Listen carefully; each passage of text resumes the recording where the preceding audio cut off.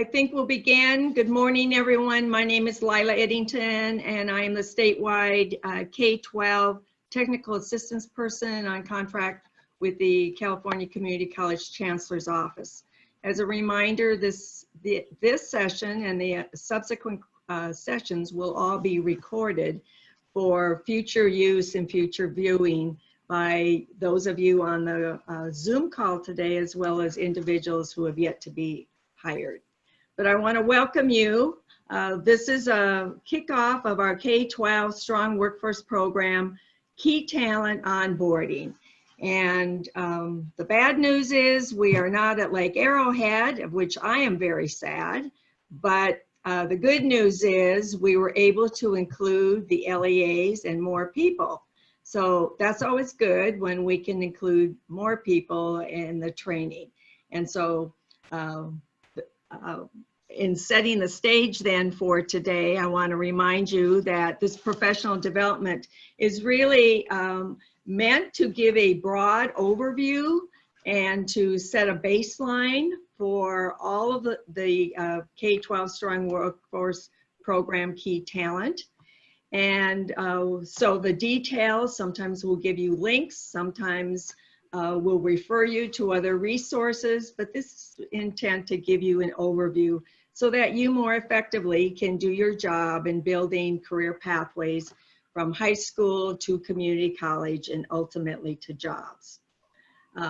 Our intent is that the information and the training that you receive today, in turn, you will be able to provide technical assistance to all the K-12 grantees. Those in round 1 who are completing their projects, those in round 2 who are ramping up, and hopefully as we move into round 3.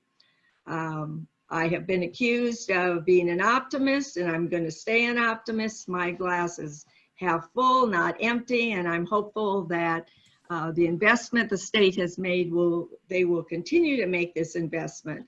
But nevertheless, we know that we have dollars in the bank for our staff for this year and another year.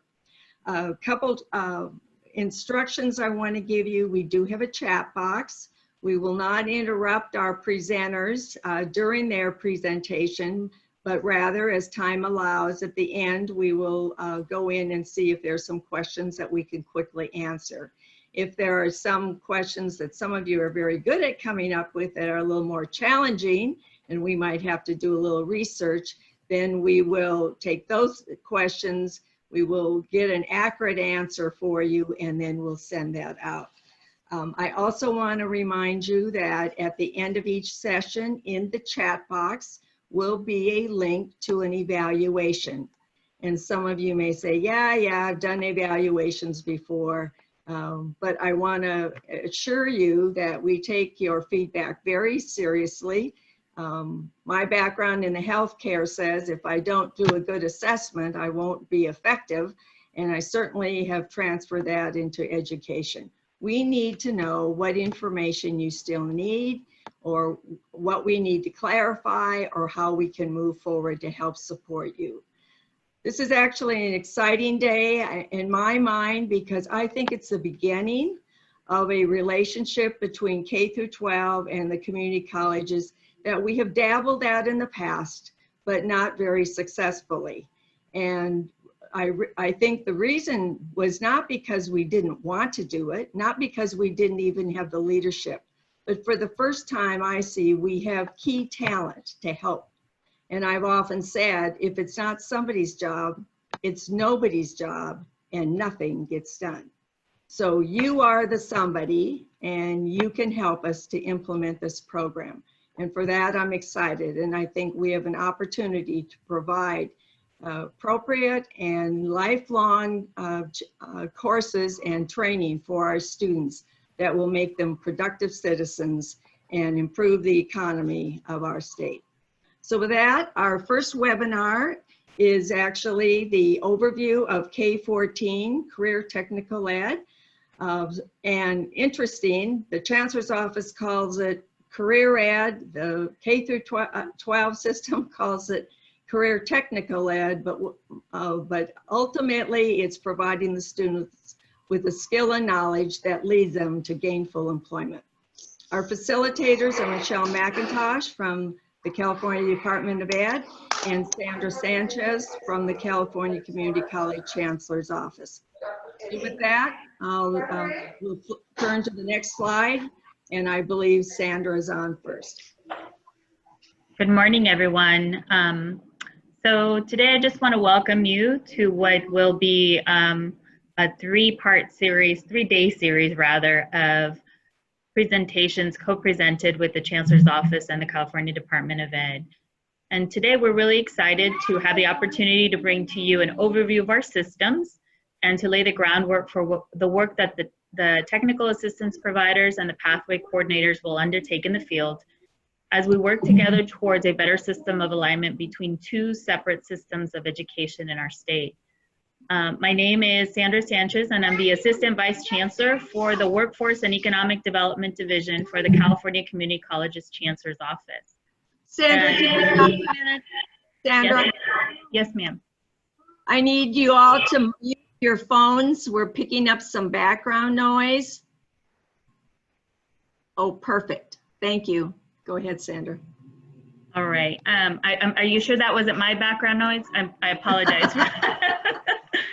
So today with me co-presenting is Michelle McIntosh, and I will give her an opportunity to introduce herself.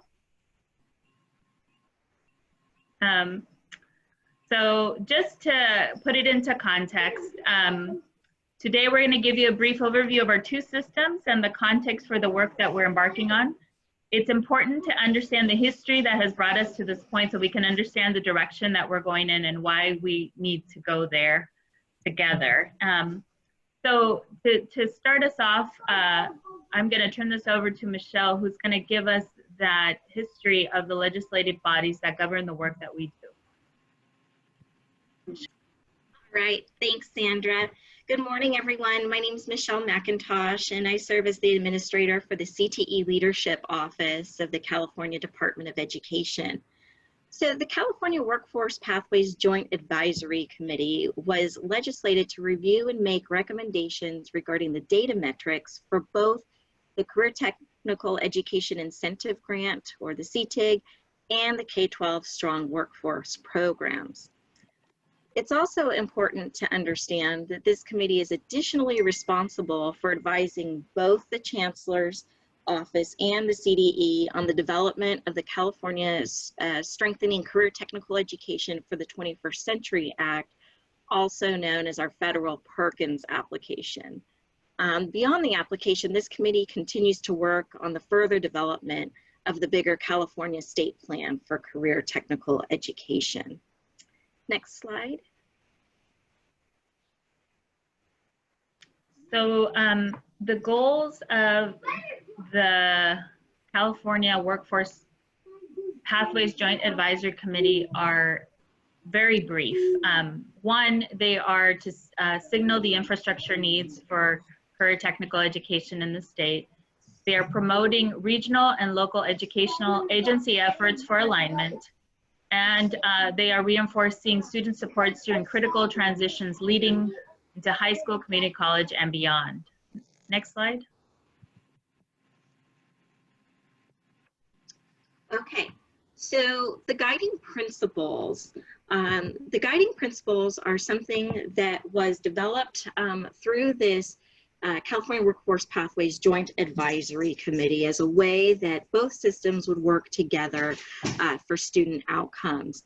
So the guiding principles really focus on these these five principles, specifically student-centered delivery of services, equity and access, system alignment, continuous improvement and capacity building, as well as state priorities and direction to lead the state plan. And that being said, these guiding principles also led to the development of the 12 elements for CTE programs and career pathways, which you'll hear and learn more about in this training later on today and tomorrow. Next slide. So on this slide, what I think what we're trying to communicate based on the direction of the quapjack, and that's what we call it. Sorry if you didn't know that. It is the amount of statewide investment that is being made at both the community college level as well as the K-12. So on this slide, I kind of wanted to showcase the different pots of money that are available to support career technical education within the state at the community college level. But what I want to emphasize is that if you look at the slide, you'll notice that adult ed is split. There is a community college portion, and then there's a portion that goes to LEAs. And then when you look at strong workforce, there's also, all of the money goes to the LEAs and is administered by the community colleges. And the same is true of apprenticeship, but I wasn't able to get those numbers before this meeting. But all of the apprenticeship dollars go through the community college to the LEAs as well as the adult ed dollars. So as you can see, just in this slide to showcase you the level of investment, but also to help you understand that we are already intertwined. We administer certain pots of money, CTE administers other pots. Nonetheless, it's a significant investment in career technical education within our state. Next slide, please. So in addition to some of the programs and funding being intertwined between agencies and the LEAs, CTEIG and the K-12 Strong Workforce Program are viewed as sister programs, signaling the leveraging of statewide CTE investments. And again, here you see the investments at the K-12 level in items that are administered through the Department of Education. Next slide. And then at the federal level, you'll see an investment in California Career Tech Ed or career education of $127 million that is split between both the CDE, and the CDE acts as the fiscal agent for these funds, and the Chancellor's Office as the subgrantee of funds. And you will know these as our Perkins funds. Next slide. So with significant investments in CTE and career education at both the state and federal levels, how do we leverage all of these funds in building high quality CTE programs and career education programs for our students' success? That's what we're about. So one way to think about all of this funding is to think about a really great tasting piece of cake, okay? A really great tasting piece of cake usually has a wonderfully delicious cake base with good frosting and maybe a few added sprinkles or other tasty toppings. Let's first talk about, So let's first talk about the cake itself, and think of the cake as your general funding. If you don't have a good cake base to start with, the bottom line is that you don't have a cake at all. So there's nothing to add frosting and sprinkles to. You have to have a good cake base to start with, and that means directing some of your general funds specifically towards career technical education and career education. So again, you've got to have that base cake. With some of your own local general funds serving as the cake base for your career tech ed and career ed programs, you can now work your way toward a more delicious cake by providing high quality CTE programs. By providing high quality CTE programs and career ed programs, the federal government actually will reward you with icing for your cake.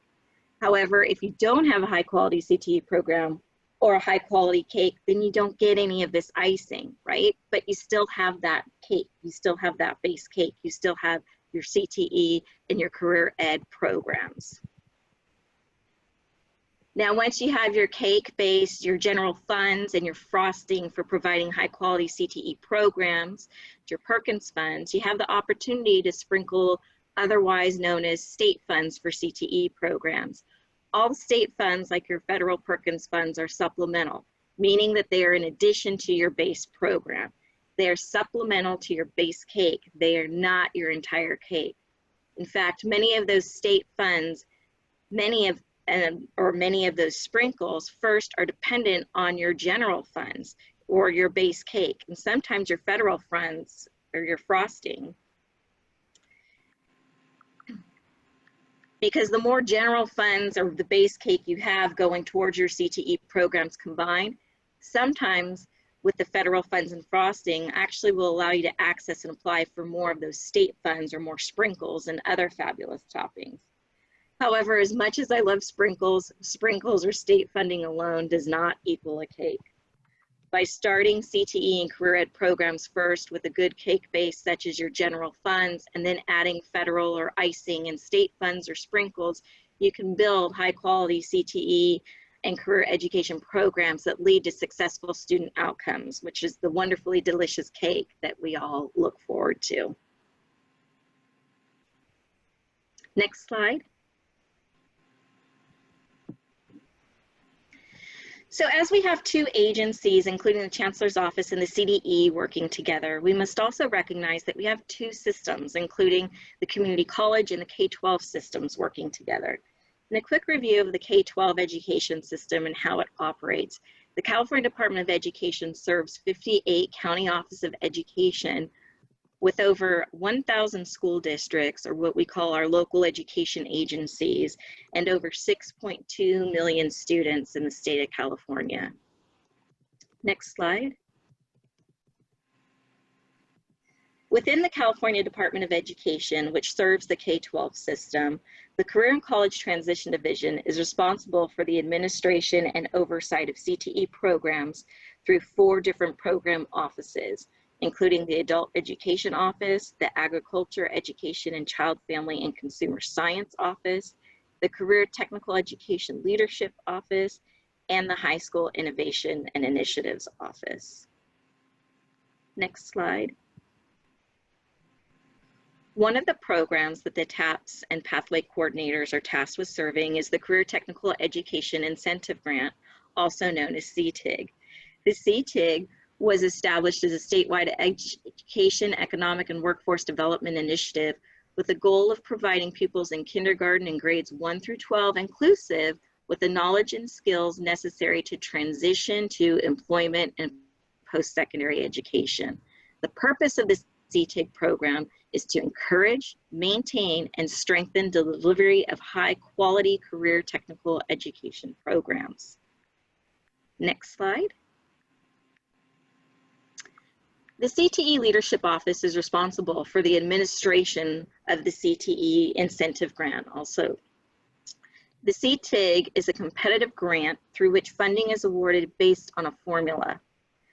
For fiscal year 1920, the CTE awarded 337 CTE incentive grants to single LEAs and consortia.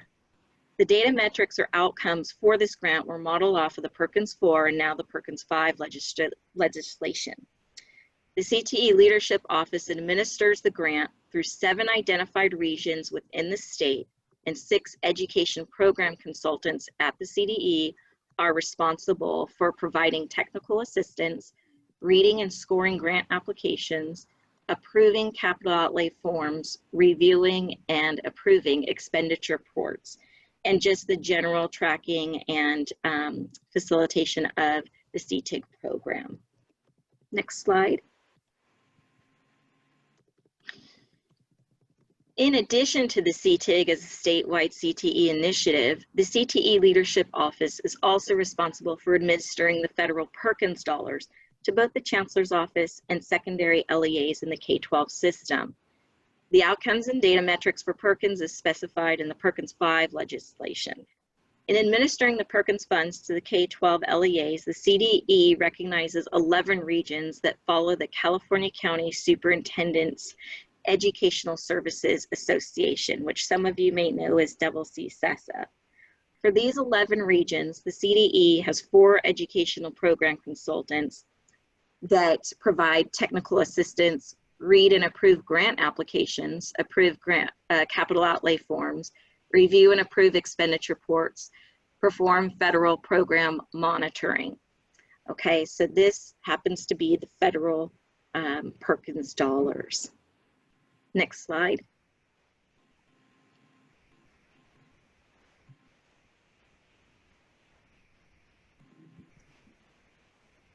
Oops.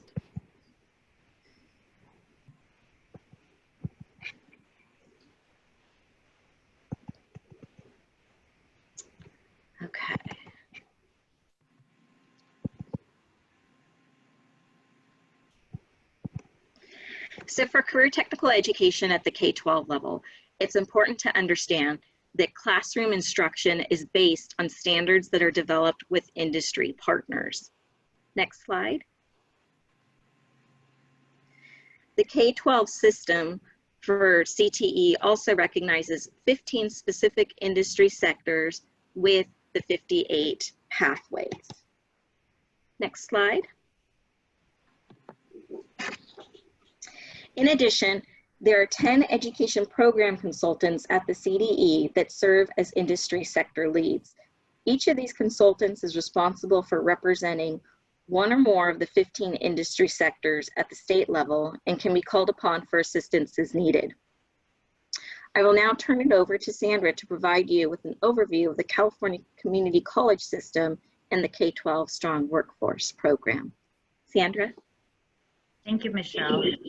And Sandra, excuse me a moment before you start. There's been a request that you slow down a little, speak a little slower.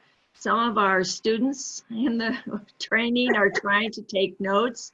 I've tried to assure them this will be posted afterwards and encourage them to just listen and maybe jot down a few highlights. So I'll ask you and Michelle both to just slow down a little bit. Thank you. Sure, no problem.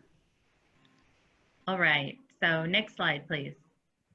So just really briefly, to give you a quick overview of our system, I'm not going to get into a lot of details, but I thought some key things that often get overlooked. One, we have 115 community colleges across the state of California, and we serve about 2.1 million students. We are the largest system of higher education in the world. There is no other system in the world like what the California Community Colleges. A piece that I also wanted to share is that the creation of regions and the regionalization began in the 90s as a way to better serve the state's diverse economic regions. And currently we have 7 regions. When the regionalization started, it started with 10 regions, and we've collapsed a couple of them because, as you know, regions don't really have borders. People work where the jobs are, and so we try to cluster them into where most employment opportunities are. So next slide. So if you look at the regional structure, we have 7 regions, and you can see that 3 of our regions are mega regions. So we have them combined, you know, for no other reason other than to more effectively administer them, although some would argue that it's not really working, but it's what we have. So, and I wanted to mention the regional structure because a lot of what we are tasked with doing requires us to use the regional structure. So many people will often ask, like, why do we have to have these regions? Well, it's embedded in so many of the things that we do. And if you go back to the slide on the Quapjack, one of the things is serving regional economies. And so we want to make sure that you understand why we have this regional structure in place. Next slide, please.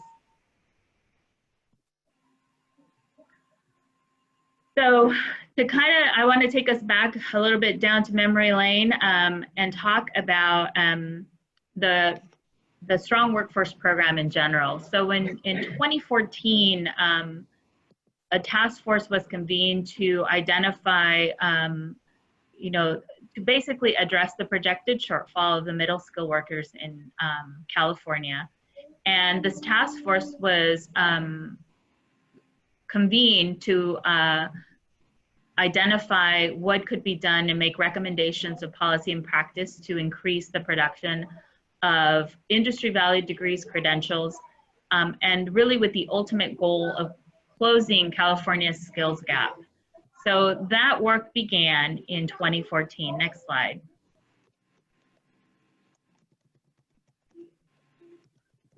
So, the task force that was convened actually came up with 25 recommendations, and these were grouped under 7 areas.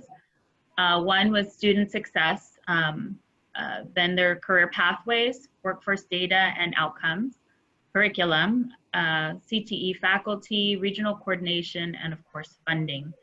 So from these task force recommendations, then came, next slide, the Strong Workforce Program. And so in 2016, legislation was passed to create the Strong Workforce Program for more and better CTE.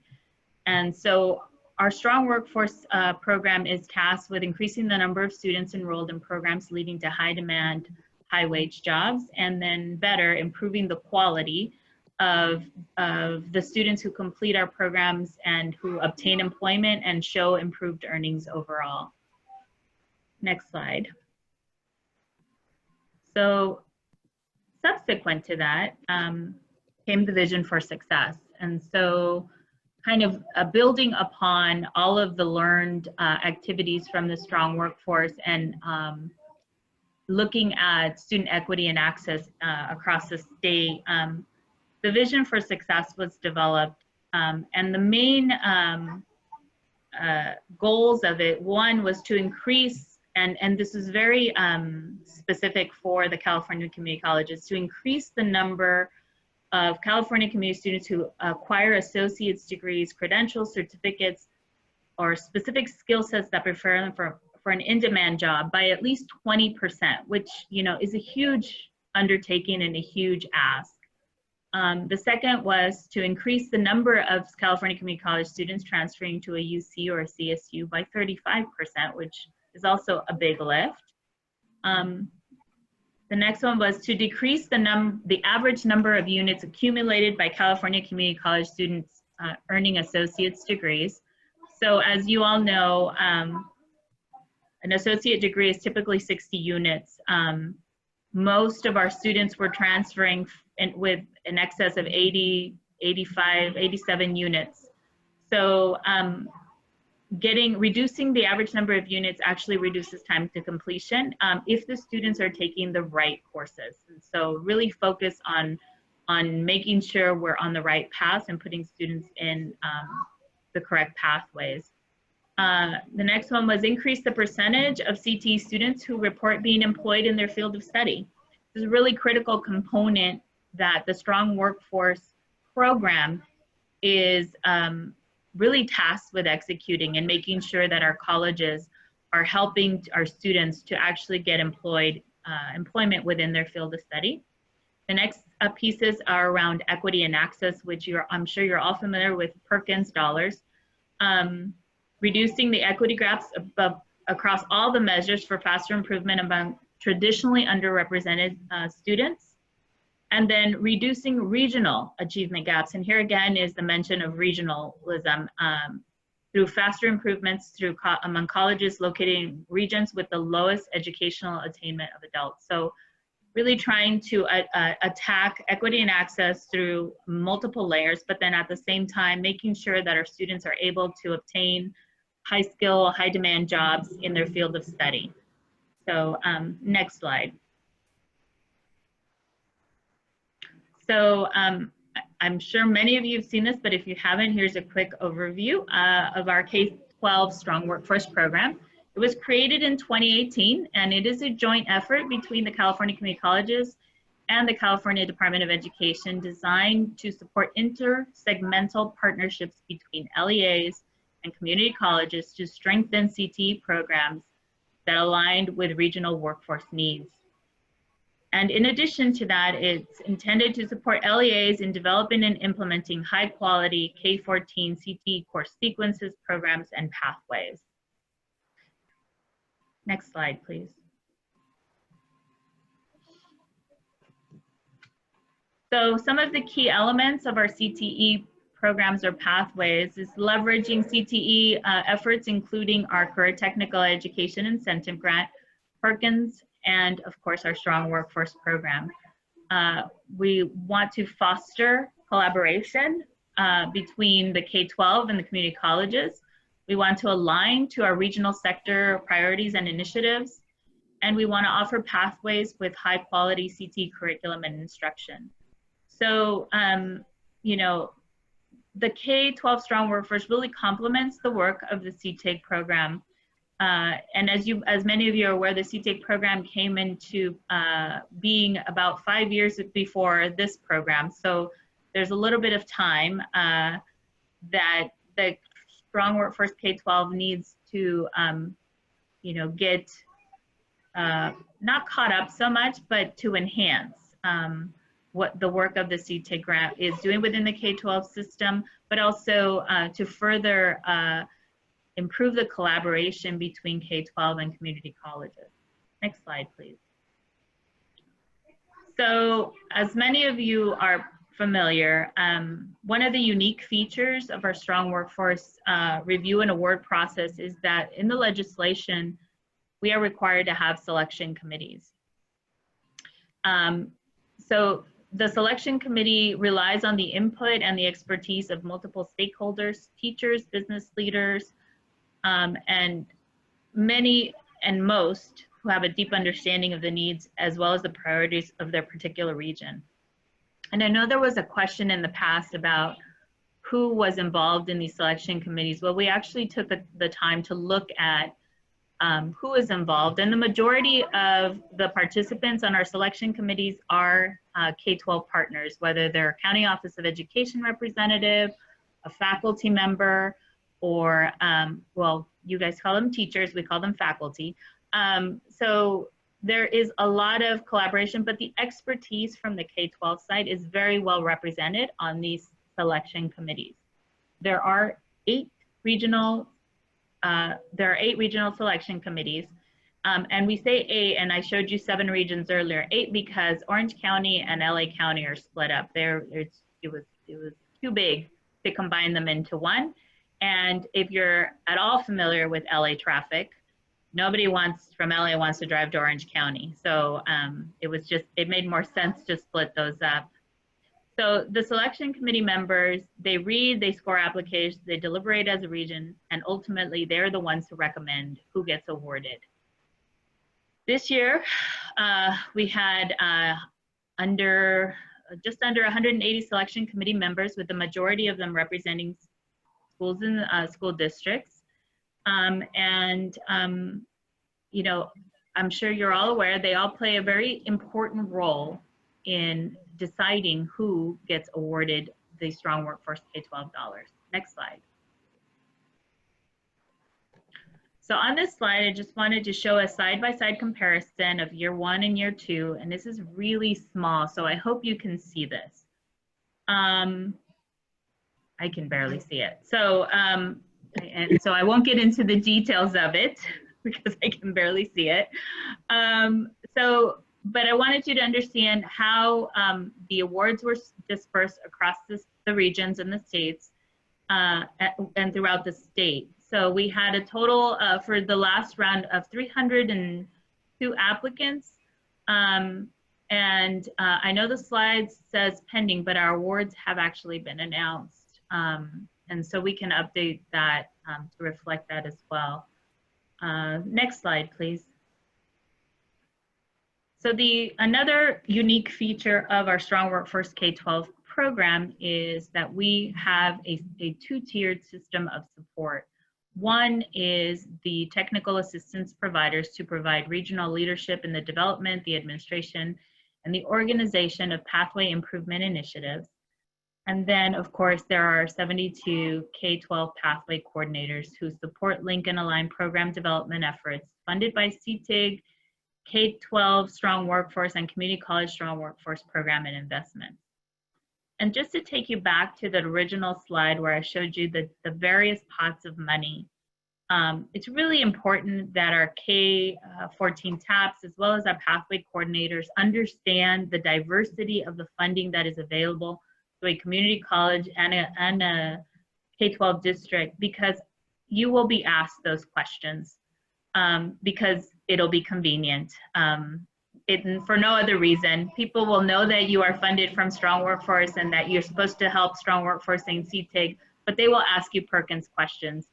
And so it's still important that you understand how all of these pots of money work together to support our career technical education you know, programs across the state, whether you're working with a community college partner or LEA. So, you know, yes, we are making a concerted effort or directed effort to support CTEIG and K-12 strong workforce with this funding, but knowing how to those other programs work, then how we can either a community college or an LEA can best leverage those to create robust career pathways, you know, from the two systems is not going to hurt anyone, and it's actually going to help you achieve your goals faster. Next slide, please. So we have an update on our pathway coordinators. Let's see, we have 70 coordinators, 1 per community college district, 5 CTEIG coordinators will be transitioned. And I believe, I don't have the number handy. Maybe Lila can answer this on the chat, how many we have hired to date. I see that we have a lot of participants on the call, so I'm gonna go with, we have the majority of them either in process or the recruitment is completed and folks are making hiring determinations. Next slide, please. And for our K-14 TAPs, we have 8. 6 of the 8 are currently hired, and I hope they're all on this call today. So let's see here. Next slide. So one of the final pieces that I wanted to talk about, which is key to the K-12 Strong Workforce Program, is there is built in this continuous process improvement component about how do we ensure that we are doing this, you know, more effectively and better every time. So one of the things, and I'm sure our regional consortium and selection committee members are familiar, is we are always looking at how do we make this better for the field. So over the last 2 rounds, we have taken feedback and improved from round one to round 2, and we are again doing that feedback loop for round 2 to round 3. So making sure that we do focus groups, making sure we collect data, that we survey folks. You know, want to make sure that you understand that will also be a role of our K-14 TAPs and our pathway coordinators, is to help us continuously improve the program, and your feedback in making sure that the program is better, simpler for the field, and improving how we are able to leverage these funds with the other pots of money will also be a critical component of the program's success.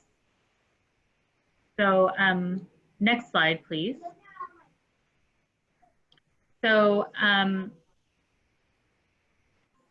So basically, just want to close with our goal for systems alignment is really to have these 2 programs work together to improve CTE for all of our students. And I'm going to hand it over to Michelle for any other closing comments you might have. Sure, thanks, Sandra. Again, just wanted to remind everybody that yes, we have these 2 programs that are sister programs that will be working together. And again, it is for that improvement of CTE and for the outcomes for all students. So as we work together and you know, don't be afraid to reach out to folks, to ask questions, to be able to call on folks when you need answers and so forth, and just to really work together, you know, in modeling this collaboration so that our students have the benefit from it.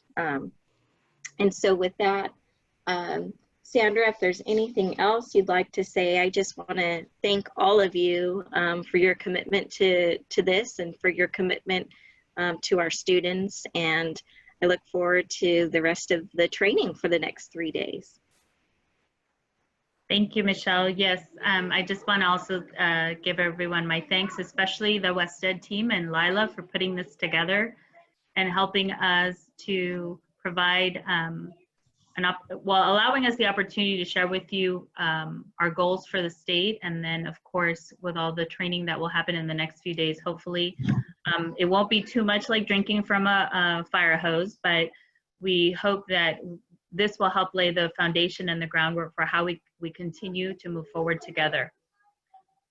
So I guess with that, the next slide is questions. Lila, do you want to share with us any specific questions? So we have some. It's interesting, many of the questions will be answered in the upcoming seminars. So in one chat I said stay tuned to you all, but that's good. You're all thinking, and you're thinking like we are, so I appreciate those questions. Of a technical nature was a question about the LEA funding for, I'm assuming, the pathway coordinators. And I know, Sandra, do you want me to answer it, or do you want to answer it? Go ahead. I'm not sure what the question is. So. Well, I think I've got the question. If I haven't, then I'll pause a moment and you can unmute yourself. I believe the question is, when will we see the funding for the pathway coordinators for year 1, year 2, and what are the specific dates? When will we see the funding? Yeah, there's some confusion. So year 1 funding, we sent out we held a webinar on a Friday in, I think, the beginning of May. I'm not sure exact date. I don't have that here in front of me. And Sarah Santoya from Rancho Santiago District, the fiscal agent, talked about the participation agreements and talked about the funding. And the year 1 funding went from March to December of 2020. Year 2 funding begins July 1 of 2020 and goes until December of 2021.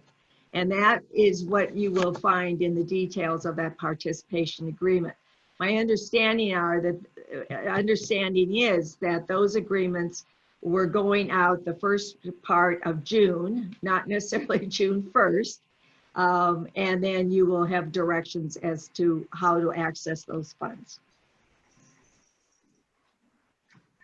I don't hear anyone unmuting themselves. Okay, I'm going to go on. So there was another question, and it was actually a very interesting question, one that I've asked. And let me see if I can get that.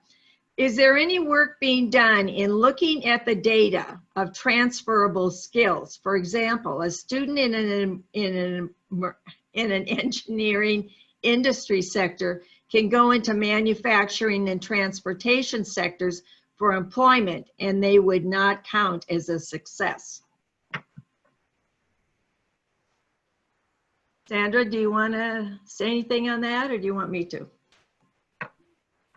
You know, go ahead, Lila, because I think those types of questions are handled at a local level, and those are local decisions about how pathways are defined, but, you know. Yes, and the example I would give you was, as the Dean of Health Science one year, before we had such sophisticated data collection systems, I did follow-up paper and pencil surveys and was very disappointed with a nursing student who spent 6 years getting her license to be an RN, was now playing a church organ. And so I actually reached out to her and said, why? Why would you put yourself through one of the most rigorous programs there is, highly embedded with science, and then play a church organ? And her answer was, because my dream was always to be a nurse, or to receive training as a nurse, not necessarily to work as a nurse. So we have some of those outliers, and from that day forth, I have raised the same question, but have had to say nothing in this world is perfect. There probably aren't a lot of people, and if you look at many of our industries, although they're what we call SOC codes that they use, and they're in the occupations as they align with our top codes for our programs, may not be perfectly aligned, but I think we have to take a step back and say, okay, but the student's working and the student got a job. But yes, I think we've gotten a little more smarter on a local level and faculty and administrative deans and looking at how we put top codes in place. But that is an issue, and just remember the RN who's playing in Oregon someplace. The good news is if you have a cardiac arrest, she's going to be very good at doing CPR. So that's always a challenge.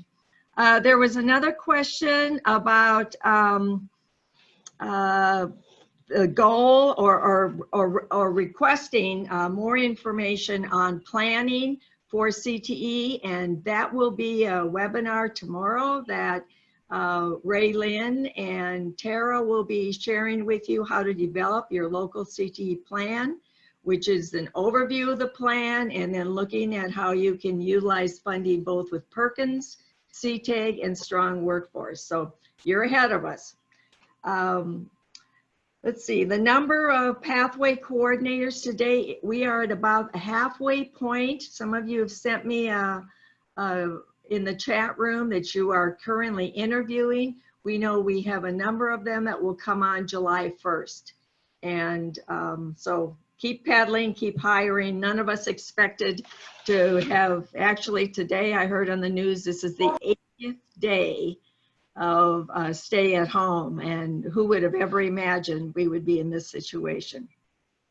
As far as deep dives and more in-depth training, one of the things I'll talk about tomorrow morning in the webinar is some of that additional training.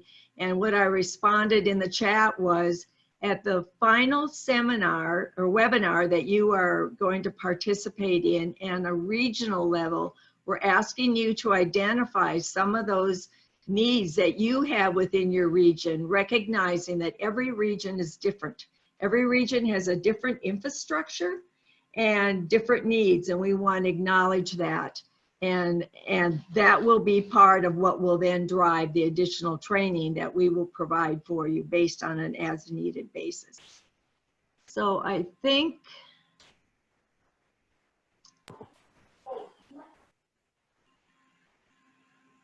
just quickly looking at the chats and I don't see anything else. We will review them more in depth, but I tried to... There's an additional question, I think by Lori Morton.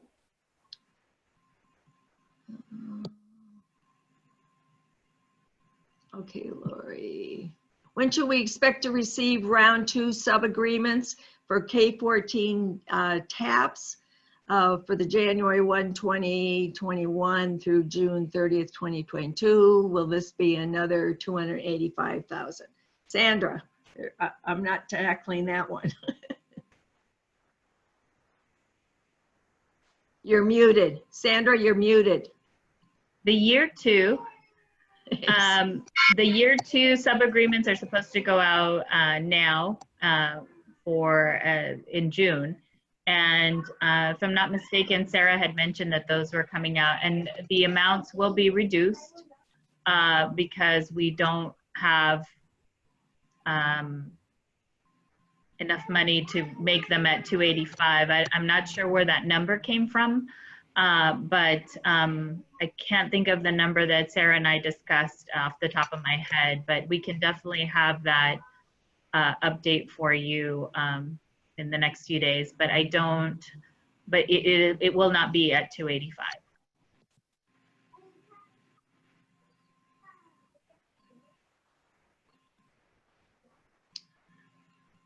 Okay, there's another question about my purchase order that came was for 125 rather than the 100, adjusted amount starting March going until December 30th.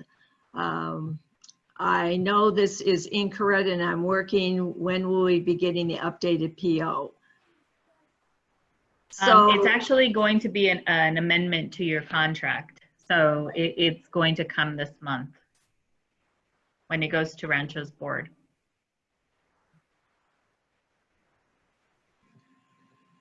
Okay, so the question was, Lori has posed a question, I think,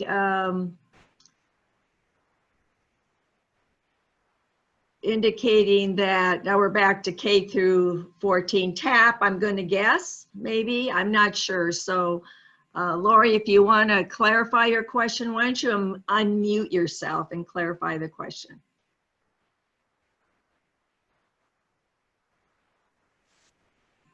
Hi, I was just saying that the Sandra mentioned the 285, that she wasn't sure where that came from. That was the first 18 months. So that's why I asked if it was for the same amount for the K-14 TAP contract. So I just wasn't sure if it was going to be the same, but I think she answered the question in saying that it's going to be reduced. But yeah, we look forward to getting that sub agreement from Rancho Santiago.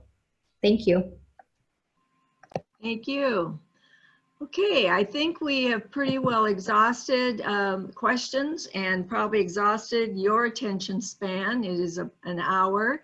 So we will reconvene at 1 o'clock this afternoon.